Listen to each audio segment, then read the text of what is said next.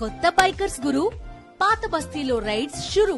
పూర్తి వివరాలకు చదవండి రేపటి సాక్షి దినపత్రిక.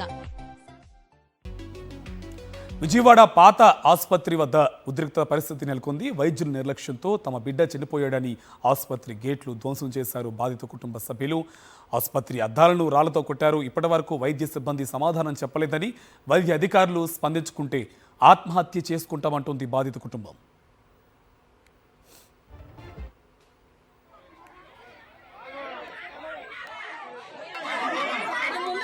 విజయవాడ గవర్నమెంట్ హాస్పిటల్ దగ్గర ఉద్రిక్త పరిస్థితులు కనిపిస్తున్నాయి.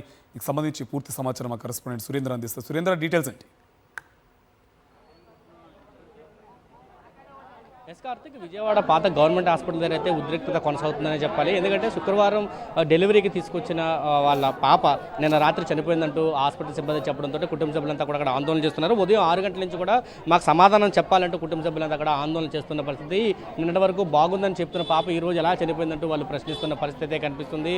పూర్తిగా లోపలికి వెళ్ళడానికి ఒక ప్రయత్నం అయితే కుటుంబ సభ్యులంతా చేశారు. మనం ఏదైతే రైలింగ్ చూస్తున్నామో ఈ రైలింగ్ని కూడా తోసుకొని వాళ్ళు లోపలికి వెళ్ళి ఒక ప్రయత్నం చేశారు. అయితే పోలీసులు పూర్తిగా వాళ్ళని అడ్డుకున్నారు. అయితే ఈ కొద్దిసేపటి క్రితం పోలీసులు రావడం, కొంతమందిని చర్చలకు అయితే తీసుకెళ్తున్నారు. డాక్టర్తో మాట్లాడతాం, ఏం జరిగిందో మేము చెప్పిస్తామంటూ కూడా వాళ్ళు మాట్లాడుతున్న పరిస్థితి అయితే కొనసాగుతుంది. మొత్తం హాస్పిటల్ దగ్గర అంతా కూడా అంటే గతంలో ఎవరైతే చనిపోయారో వాళ్ళ కుటుంబ సభ్యులు కూడా ఇక్కడికి వచ్చి ఆందోళన చేస్తున్న పరిస్థితి అయితే కనిపిస్తుంది. ఈ 15 రోజులుగానే చాలామంది చనిపోయారు. ప్రభుత్వ అధికారుల నిర్లక్ష్యం, ఎవరైతే డాక్టర్లు ఉన్నారో వాళ్ళ నిర్లక్ష్యంతో పిల్లల చావులు ఉన్నాయి అని చెప్పి వాళ్ళంతా కూడా ఆరోపిస్తున్న పరిస్థితి. ఖచ్చితంగా మాకు న్యాయం చేయాలంటూ వాళ్ళు మాట్లాడుతున్న పరిస్థితి కూడా కనిపిస్తుంది. ఖచ్చితంగా మాకు న్యాయం చేయాలి, ఇదే విధంగా కొనసాగుతుంది. మాకు డబ్బులు లేక ఈ హాస్పిటల్కి మేము వస్తున్నాం, హాస్పిటల్కి వస్తున్నా కానీ కనీసం ఎవరు పట్టించుకోలేని పరిస్థితి అయితే కొనసాగుతుందంటూ వాళ్ళంతా కూడా చెప్తున్న పరిస్థితి అయితే కనిపిస్తుంది. లోపలికి వెళ్ళిన పరిస్థితి గతంలో అంటే 2 రోజుల క్రితం కూడా ఒకళ్ళు చనిపోయారు, వాళ్ళ ఫాదర్ కూడా ఇక్కడే ఉన్నారు. మొన్న ఆందోళన చేశారు. బాడీని ఇచ్చారా మీకు? ఇప్పటికి వచ్చాము ఇచ్చారండి, కానీ ఏంటంటే వాళ్ళు మాట్లాడిన తర్వాత ఏమైంది చెప్తానన్న తర్వాతే మేము తీసుకెళ్ళడం జరిగింది.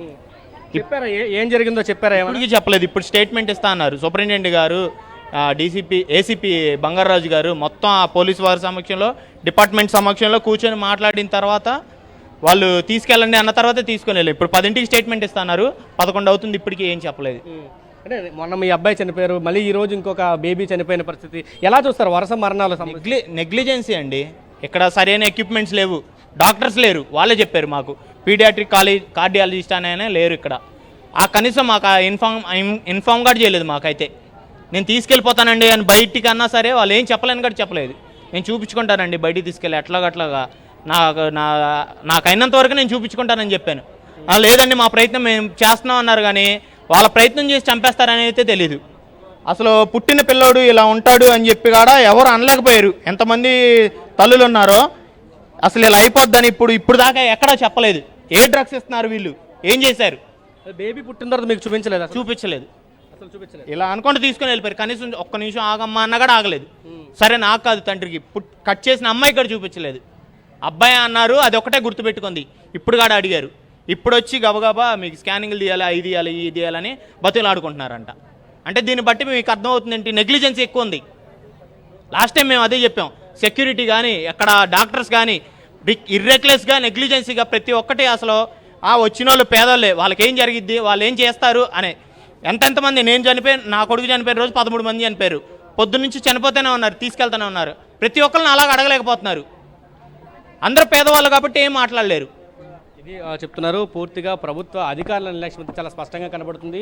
కనీసం బిడ్డను కూడా మాకు చూపించట్లేదంటూ కూడా వాళ్ళ ఆవేదన చెందుతున్న పరిస్థితి కనిపిస్తుంది. ఖచ్చితంగా మాకు న్యాయం చేయాలంటూ కూడా వాళ్ళంతా ఇక్కడ ఆందోళన చేస్తున్న పరిస్థితి. పోలీస్ అధికారులు ఎవరైతే డాక్టర్స్ ఉన్నారో వాళ్ళతో మాట్లాడించిన కుటుంబ సభ్యులు తీసుకెళ్ళి లోపల చర్చలు అయితే కొనసాగుతున్నాయి. చూడాలంటే వరుసగా మరణాలు, పిల్లల మరణాలు అయితే సంభవిస్తున్నాయి. దీనికి ప్రధానంగా ఇక్కడ ఉండే వైద్యుల నిర్లక్ష్యమే ప్రధాన కారణం అంటూ కూడా ఈ కుటుంబ సభ్యులు అయితే ఆరోపిస్తున్న పరిస్థితి ఇక్కడ కొనసాగుతుంది. కార్తిక్ అండ్ సురేంద్ర, రోజుల వ్యవధిలోనే 10ల సంఖ్యలో జనాలు చనిపోతున్నప్పుడు వైద్య అధికారులు ఏమైనా స్పందించారా?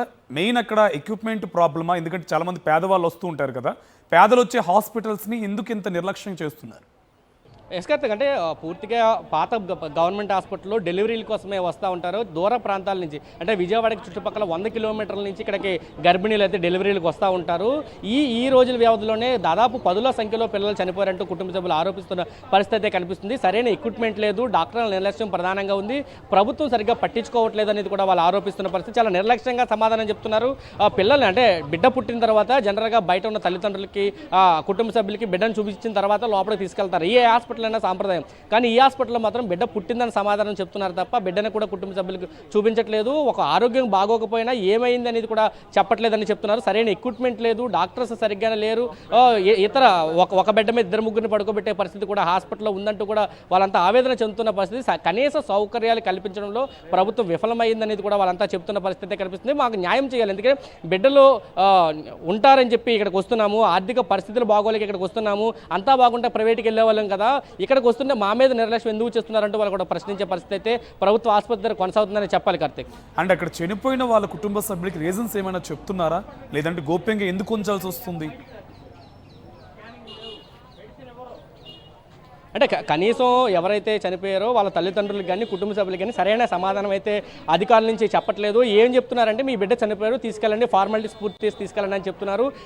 ఎందుకు చనిపోయారు అనేది కూడా వాళ్ళకి చెప్పట్లేదని వాళ్ళు ఆరోపిస్తున్న పరిస్థితి. నిన్నటి వరకు కూడా బాగానే ఉంది అని చెబుతున్నా ఇప్పుడు చనిపోయారని ఎలా చెప్తున్నారు, మాకు న్యాయం కావాలంటూ కూడా వాళ్ళు అడుగుతున్న పరిస్థితి. ఆ రిపోర్ట్స్ బయట పెట్టమని అడుగుతున్న పరిస్థితి. మనం కొద్దిసేపటి క్రితం 2 రోజుల క్రితం చనిపోయిన బాబు తండ్రితో మాట్లాడడం, ఆ రోజు చనిపోయినప్పుడు రిపోర్ట్స్ అన్ని కూడా ఇస్తామన్నారు, ఫైనల్ రిపోర్ట్ మీకు ఇస్తామని చెప్పారు. కానీ అధికారుల సమక్షంలో, పోలీసు అధికారుల సమక్షంలో ఆ చర్చలు జరిగినా కానీ ఇప్పటికొచ్చి కూడా ఒక రిపోర్ట్ అనేది ఇవ్వలేదు. ఆ రిపోర్ట్ కోసం వెయిట్ చేస్తున్నారు. ఎందుకంటే రిపోర్ట్ వచ్చిన తర్వాత బయటకు ఫర్దర్గా ఏం జరిగింది అనేది వేరే సెకండ్ ఒపీనియన్కి వెళ్ళే అవకాశం ఉంటుంది, దాని కోర్టుకు కూడా వెళ్ళే అవకాశం ఉంటుంది, కేసు పెడతామంటూ కూడా వాళ్ళు చెబుతున్న పరిస్థితి కనిపిస్తుంది. పూర్తిగా అధికారుల నిర్లక్ష్యం, ప్రభుత్వ డాక్టర్ల నిర్లక్ష్యం కొనసాగుతుందంటూ వాళ్ళు చెబుతున్న పరిస్థితి.